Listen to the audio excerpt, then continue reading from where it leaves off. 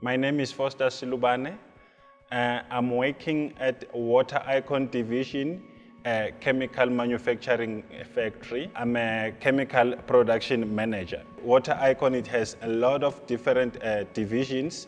So as I'm in a chemical manufacturing, so it's not like I'm stable in this plant. I'm also assisting to other divisions as well by assisting even the internal sales with the chemical inquiries from the customers. Water purification chemicals, it works in a different ways or different application. We purify the drinking water, effluent, and we do boiler water treatment, cooling water treatment with our chemicals.